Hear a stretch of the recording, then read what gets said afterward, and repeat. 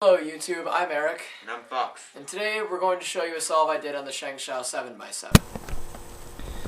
So, to give you an overview of what I'm doing In super speed. Yeah, so I'm not extremely practiced with this cube so far, so I had to speed this up to make it a reasonable time limit, because I don't want to bore you with a 20-minute solve video. So how intimidating do you think this must look right now to people who I have call not it the seen this yet? Beast. Rightfully so. Yeah, so to describe what I'm doing, I use a reduction method. So what I do is I solve one center first, and then I solve the center opposite it. So usually I always solve the white center first, because when I originally learned how to solve a 3x3, I learned to solve the white side first. So I'm basically just solving the white center, and then I'll have to solve the yellow center opposite it. And then I'm going to be solving the blue side, because it's my favorite color. And then I have to solve the side opposite there. So then after that, all of these centerpieces are basically going to be distributed between two different sides. So it's going to be two sides are just going to be all orange and red. And then I just use a couple algorithms that I figured out to solve those pieces. Yeah, So right now I think I'm working on the yellow center. You know, although I'm not a huge fan of watching someone solve a big Rubik's Cube for 20 minutes, I must say, something that I do enjoy seeing is as they're slowly turning the cube and it's, you know, it looks random, you get to see, like, it slowly becomes solved. Like, there's Especially slowly with more parts on each side that are the same color. Especially when you're great. solving a cube this big, when you have this large amount of pieces. With my reduction method, the majority of what I do is not the centers, but it's pairing up the edges, because there are 5 types of each edge, and I have to pair up. The way that I figured to do edge pairing on this thing was I would do like one, so when there's basically almost 3 sets of edges, there's the center one, the 2 immediately out of those, and then the 2 immediately out of those. So I basically pair them up there like that, then turning just middle layers, I can finish pairing up all the rest of the edges. So the majority of what my solve video is actually just edge pairing, and that takes forever, but you literally see it transform from this scrambled mess to being a simple scrambled 3x3. The thing about large order cubes is that when you're scrambling them, well, yeah, I'm working on the blue side now. Huh. So, the thing about solving higher order cubes, so I basically, after I learned how to solve the 5x5, I used like this basically the same stuff to figure out how to solve this. The thing is that because there's so many more centers that you're working with, you have to come up with a way of how you pair them up to get to work properly. And the way that I do this is basically I use a method of just making rows of them to get the first 4 centers solved, and then the last 2 I get all the edge pieces. So you can basically separate the 7x7 centers into a 3x3 square, then a 5x5 square. So the 3x3 square, I get all the edges done, and then I use a very simple algorithm to get the rest of the corners.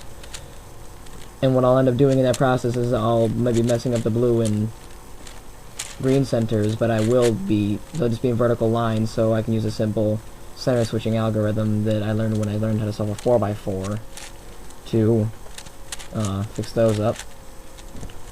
So to give you a little bit of news on our channel, we're going to have some more Slender videos coming up for you. Yes, we do. I have not added anything to that statement by saying that. So yeah, I think any of you who actually decided to watch our 10-minute solve video, I understand that it's not the most exciting thing, but Stay tuned. yeah, there's going to be a lot more stuff coming out soon that's going to be better. Well, I don't necessarily say better, but more exciting than this, at least shorter videos. So now I'm to the point where I'm working on just the red and the orange centers. So even though you can see my blue and green are messed up, I'm just making them in a vertical line. So now I'm using simple algorithms to switch up all the edges And I have one more edge.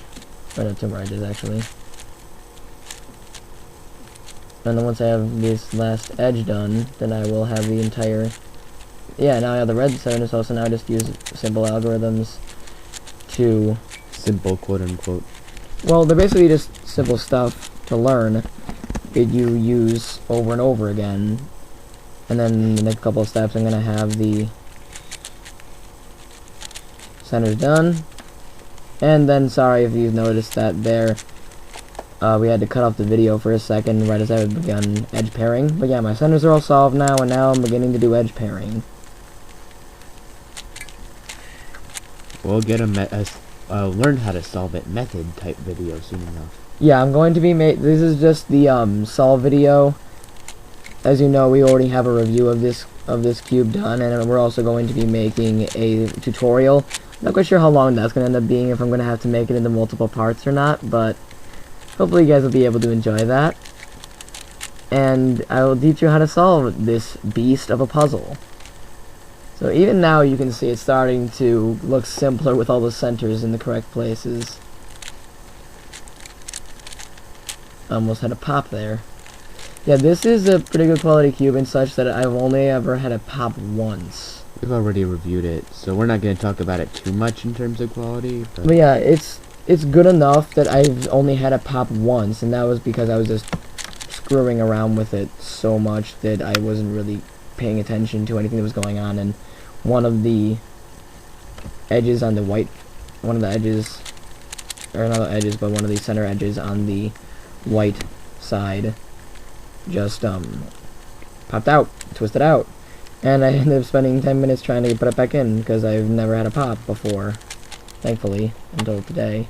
Well, I shouldn't say that, because after I lubricated my 3x3 I had a couple of pops. I like how this is so sped up. You look like... I look so like professional. Okay, I don't mean to deceive you guys, but I'm sorry. I'm hoping that someday, if you guys are interested enough, I can make another one of these where I actually can go 10 minutes without speeding it up. Hopefully I'll be able to do that someday. What do you think this would look like sped up to like 30 seconds? It would look insane, let me tell you that to start with. It'd be a rainbow. It would be that very progressively complicated. becomes more boring. It would look like one of a couple videos I've seen on YouTube of how it's like, oh, this is a 100 by 100 by 100 Rubik's Cube, and it has all these algorithmic solves and stuff. So yeah, right now, I think that I've got all the, paired up all the pairs of edges, and now I'm just working up to make sure that they're all aligned properly.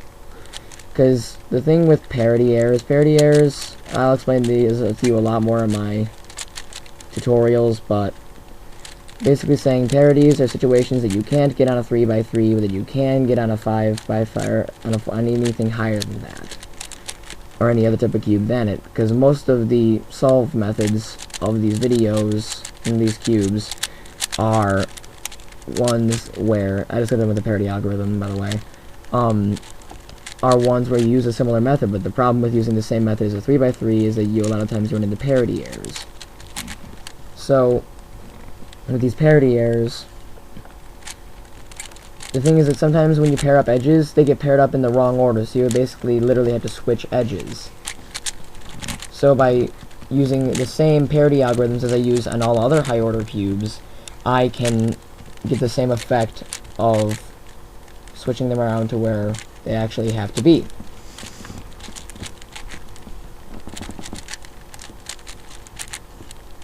And it looks like I'm only a couple ones away from having all of the edges paired up. So you can see it's literally just becoming a lot less complicated by now. And as we're starting to near the end of our video, we're going to just have a quick 3x3 solve. And that's what I'm doing now. Now I'm in the 3x3 solve state, so this video is into its last minute. I'm using an F2L because I wanted to save as much time as I possibly could.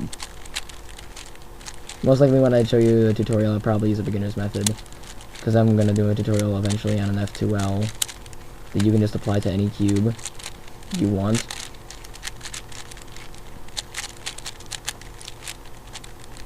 And I have just a couple algorithms left, I think.